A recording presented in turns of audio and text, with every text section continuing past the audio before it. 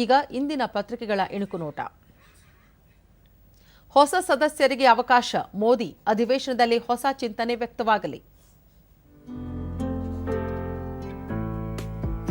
ಇಂದು ಸಂವಿಧಾನ ಅಭಿಯಾನ, 3 ದಿನದ ಕಾರ್ಯಕ್ರಮದಲ್ಲಿ ಸಾಂವಿಧಾನಿಕ ಸಾಕ್ಷರತೆ ಅರಿವು.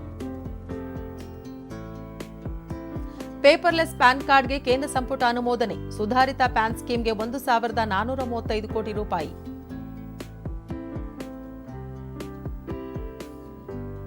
ಪಾರಂಪರಿಕ ಕಾರಿಡಾರ್ ಆಗಿ ಬಸವನಗುಡಿ ಅಭಿವೃದ್ಧಿ, ಡಿಕೆಶಿ.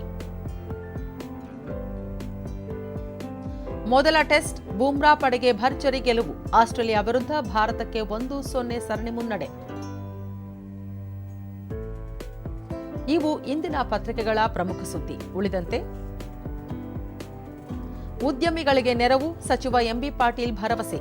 ಜಾಗತಿಕ ಹೂಡಿಕೆದಾರರ ಸಮಾವೇಶ, ಚೆನ್ನೈನಲ್ಲಿ ರೋಡ್ ಶೋ, ಕಂಪನಿಗಳ ಜೊತೆ ಮಾತುಕತೆ. ರಾಗಿ, ಭತ್ತ ಖರೀದಿಗೆ ನೋಂದಣಿ ಆರಂಭ, ಡಿಸೆಂಬರ್ 1ರಿಂದ ನೋಂದಣಿ. ಕ್ವಿಂಟಾಲ್ ರಾಗಿಗೆ 1,290, ಭತ್ತಕ್ಕೆ 2,300 ರೂಪಾಯಿ ನಿಗದಿ. ಇಪಿಎಫ್ 21 ಲಕ್ಷ ಖಾತೆ ನಿಷ್ಕ್ರಿಯ, 6 ವರ್ಷದಲ್ಲಿ 5 ಪಟ್ಟು ಏರಿಕೆ. ಈ ಖಾತೆಗಳಲ್ಲಿನ ಒಟ್ಟು ಮೊತ್ತ 8,505 ಕೋಟಿ ರೂಪಾಯಿ.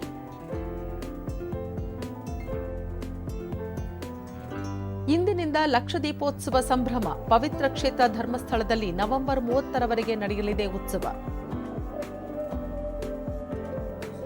ಉತ್ತರ ಪ್ರದೇಶ ಸಂಭಲ್ ಹಿಂಸಾಚಾರ, 2,500 ಜನರ ವಿರುದ್ಧ ಎಫ್ಐಆರ್.